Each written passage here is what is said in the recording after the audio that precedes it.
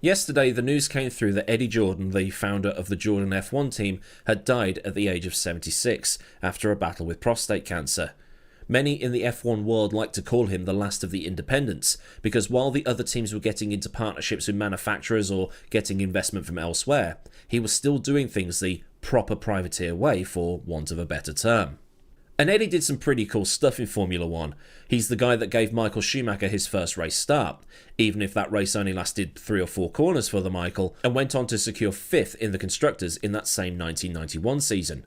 And when you have the Life team the previous year and Andrea Moda that would come the following year, it must have made him look like some sort of genius, or he pulled off the biggest fluke ever, considering how small that team was. But aside from that green car, Eddie Jordan is tied to so many people who made it in F1 or went on to have careers elsewhere. People like Rubens Barrichello, Johnny Herbert, Martin Donnelly, Rickard Rydell, Jean Alesi, Martin Brundle, Eddie Irvine, Heinz-Harald Frentzen, Damon Hill, Ralf Schumacher, Giancarlo Fisichella, Takuma Sato, Timo Glock, Jarno Trulli, and others. They've all had ties to Eddie in some form, whether that be in the juniors or Formula 1. And while some of those drivers might not have had their start with Eddie, he probably took a chance on them while so many others wouldn't have done. And if there's something to do with everybody's favourite rock and roll team dressed in yellow, I've probably done it by now. I've looked at the first car they entered into Formula 1, the 191. I've looked at the 1998 Belgian Grand Prix where Eddie got his first win with that 1-2 in the rain. There's the 1999 French Grand Prix where Frentzen won, again, in the rain. And the 2003 Brazilian Grand Prix where Fisichella took an unlikely win, in the rain. And then the overall downfall of the team that resulted in EJ selling up in late 2004. So if you clicked on this video to run straight to the comments and go, where's the video on Eddie Jordan? Well, it's already been done. And when the team was sold, they carried on as Jordan in name only through 2005, before being rebranded the Midland F1 team for 2006. And this team only lasted a year as Midland languished down at the back of the field. And there were a lot of jokes at the time, because Midland F1 was often stylised as MF1 to shrink it down for branding purposes. But because the 1 looks like an I, there were comparisons to the now defunct chain of furniture stores in the UK called MFI. The team scored no points and was down at the bottom of the table. Not dead last, because those honours went to Super Aguri, but the former Jordan team was able to finish 10th overall with the best result of 11th in that particular season. The thing is, the better results tended to come when other cars retired, because while they were ahead of the Super Aguris, they were behind everybody else. But they could hang with the Toro Rossos at some circuits. The disqualification you see there for the German Grand Prix is because they were kicked out of the race for running wings that flex too much. I wasn't anticipating this video getting any more topical than it already is, but here we are. In 2007, Midland had become the Spiker F1 team after the Dutch sports car manufacturer Spiker paid $106 million to take over. The team was supposed to become Spiker during the 2006 season, but the name change wasn't allowed, so they were rebranded Spiker Midland F1 for sponsorship purposes, much like Mild 7 Renault or Atlassian Williams Mercedes, or insert your favourite team here. The only change they were allowed was a livery change to orange for the last few rounds of the season in 2006, but for 2007 they would be called Spiker. The highlight of the 2007 season came at the European Grand Prix, another race that has been covered in its own video. For this round, Spiker had fielded Markus Winkelhock, the nephew of Joe Winkelhock and the son of Manfred Winkelhock. And thanks to a perfect strategy call to switch to wet weather tyres during the formation lap, Markus became the only driver to lead 100% of the races he participated in before falling back and retiring on lap 15. But for 2008, Team Silverstone would be changing hands again. While it was the third ownership change in about 4 years, it was going to be the time where this new team would sort of take on that Jordan tradition. The tradition of being able to punch well above the team's weight despite having a meagre budget compared to the big boys. In November 2007, Indian businessman Vijay Mallya and Dutch businessman Michael Moll bought the Spiker team for $88 million, which, yes, means Spiker made one hell of a loss on the F1 team. Colin Colles, who had been at Jordan in the in-name-only 2005 season, was kept on as the team principal, and Mike Gascoigne, one of the team members behind Jordan's successful 1999 car, was tasked with looking after the 2008 competitor. In the car they had Adrian Sutil, who had driven in 2006, and Giancarlo Fisichella, who had left Renault as the team had brought back Fernando Alonso after his highly publicised departure from McLaren, and they put Nelson Piquet Jr. in the other car. Fizzy was a safe pair of hands and a very experienced pair of hands, but the 2008 car was lacking in performance, which is to be expected when a team is doing a car for the first time. The team went pointless all through the 2008 season, finishing ahead of Super Aguri on the basis that Super Aguri had gone bust early doors in that 2008 season, and had finished behind Honda, who had enjoyed a similarly bad season. The reason for the poor performance was down to using an updated version of Spiker's car from the previous year, a car that not even Adrian Newey could have made a consistent point scorer, although this car was named the VJM01 despite carrying most of the previous car over. Given that the buyout had occurred later in the 2007 season, it makes sense. There was no time to build an all-new car for 2008. And given that there was going to be a massive rule reset for the 2009 season, it was basically a case of, let's just get through this season with a bad car, focus on 2009, and just get the ball rolling for when we get to those new regulations. The car had reliability issues as well as performance issues, but Fisichella was able to get the car up to 10th at the Spanish Grand Prix. This was the time where only the top 8 scored, so no points for 10th place on this occasion. And Force India's Ferrari engine was the previous year's model, used for cost-cutting purposes, so it lacked some of the good stuff that the Ferrari team was able to use. The car had been running as high as 4th in the chaotic Monaco Grand Prix, but both cars retired. So, onwards to 2009, where they'd have an all-new car built to all-new regulations, and they'd have Mercedes power. The VJM02 came into 2009 with a striking white, orange and green livery that reflected the Indian ownership and the Indian registration of the team. The team had expected to do better for the year, but problems were afoot before things even got going, as Gascoigne and Colles had left the team late in 2008 due to a bust-up with Malia.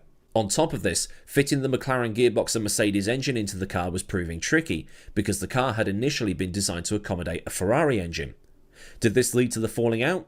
Answers on a postcard.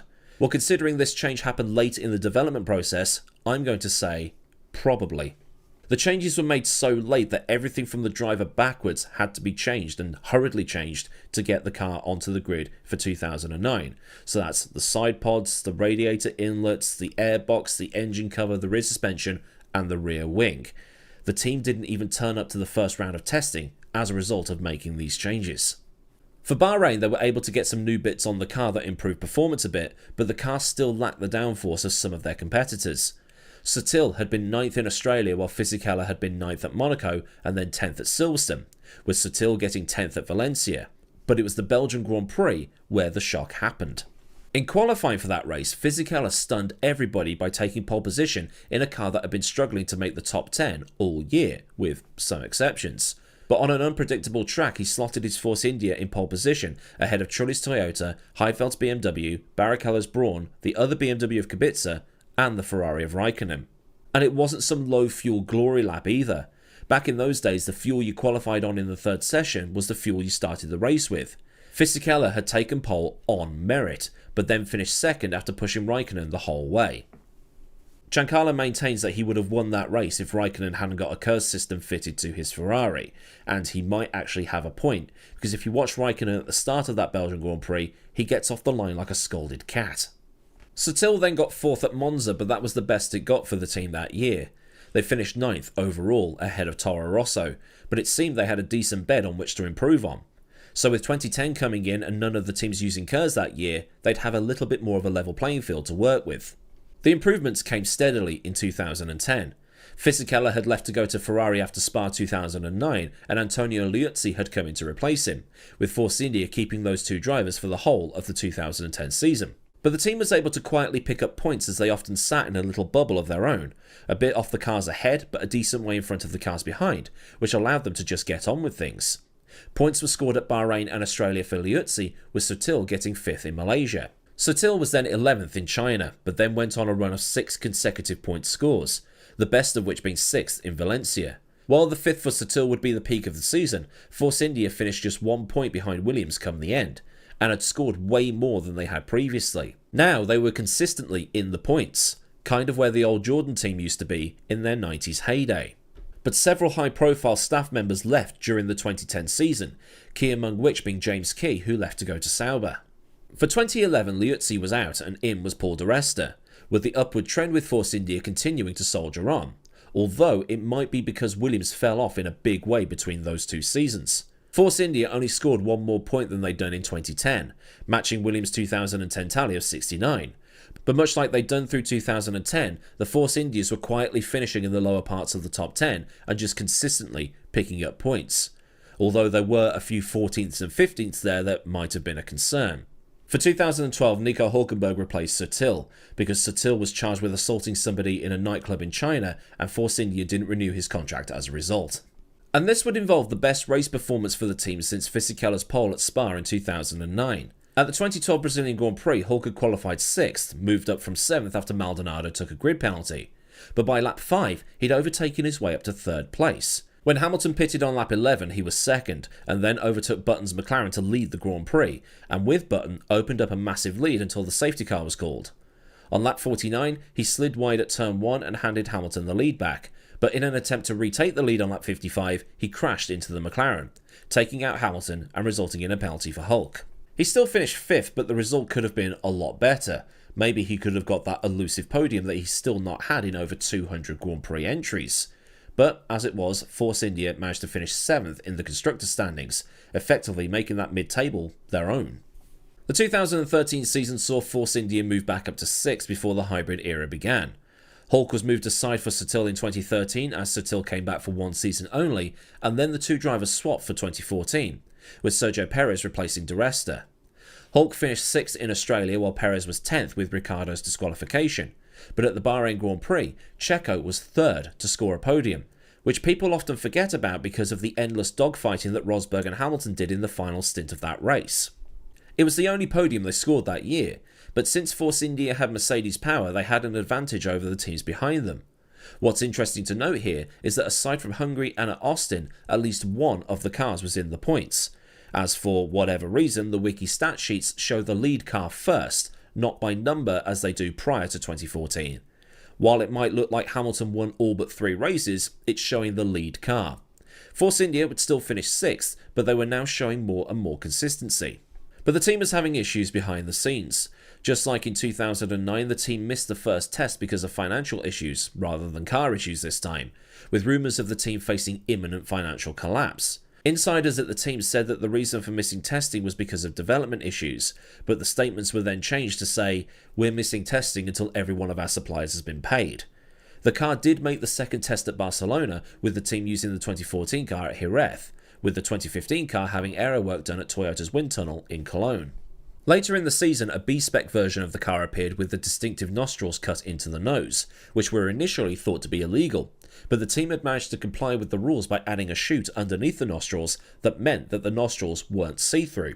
That chute, scoop, whatever you want to call it, also improved the airflow under the car that allowed for much better performance on turn-in.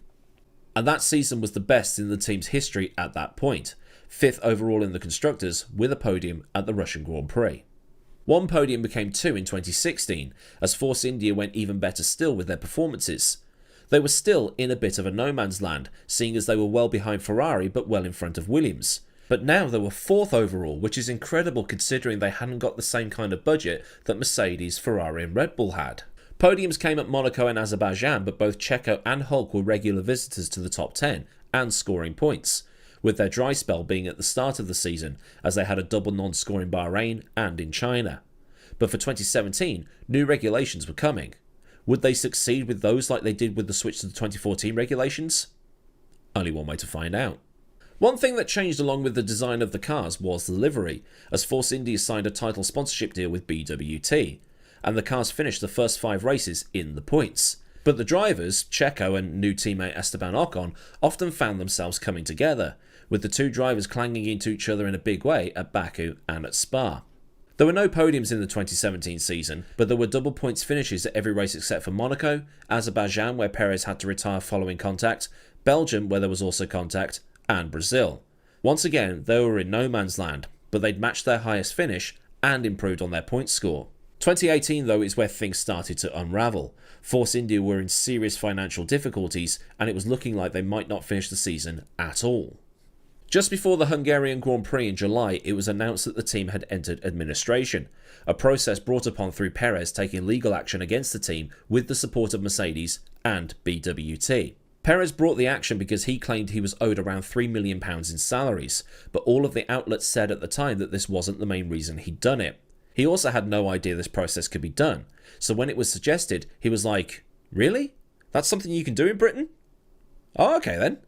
Prior to Force India going into administration, Malia had already been under investigation.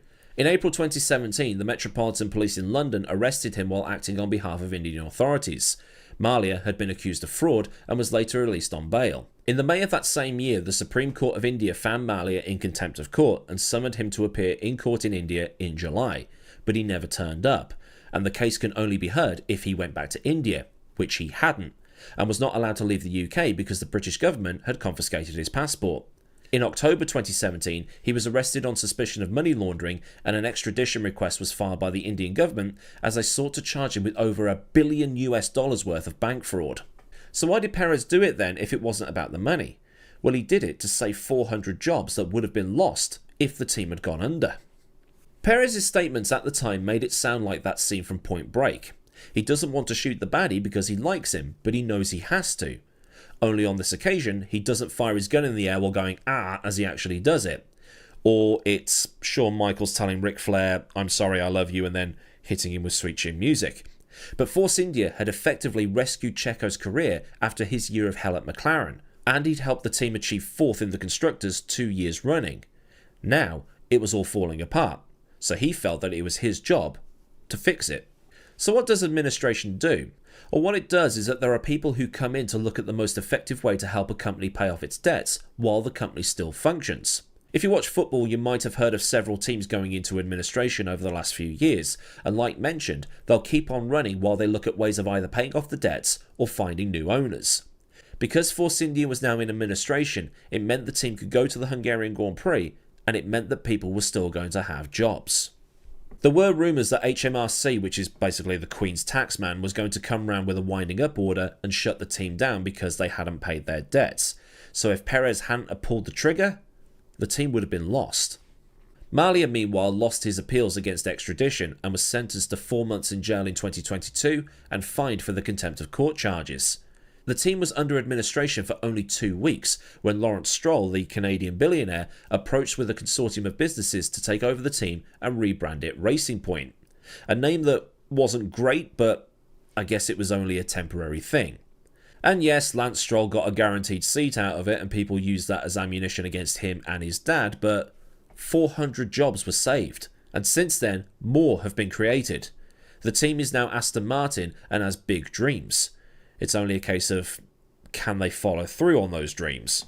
You'd think with Nui that they might be able to, but I guess it all starts at the top, doesn't it? But Force India was not just a successor to Jordan through having bought the assets that were once Eddie's, such as the Silverstone factory and so on, but they were, like Jordan before them, able to punch above their weight despite not having the budgets like the big teams did. Financially, they were never going to be able to compete with the likes of Ferrari, Red Bull, Mercedes and McLaren, but pound for pound, they were often the ones to get the best return that Eddie had done so many times before them. And having driven past what is now the Aston factory a couple of times, it's mind-bending to think that that name is attached to a bunch of facilities that were built in the early 90s and owned by a plucky privateer who attracted a cult following with his bright yellow cars and rock and roll approach to the sport, something we now associate with a brand like Red Bull. It's almost like some sort of fate that Force India, like Jordan, carried on not just as a technical successor, but a spiritual successor at the same time, because of what they did on those smaller budgets.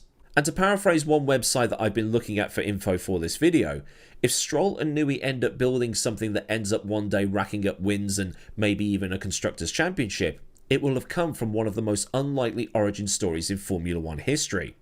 Okay, yes, Mercedes emerged from Tyrrell, but they were the BAR, Honda and Brawn teams before that, and Tyrrell was a World Championship winning team at one point. Aston emerging out of Jordan, Midland, Spiker, Force India and I guess Racing Point as well, which was underdog after underdog after underdog, would just hit a bit differently.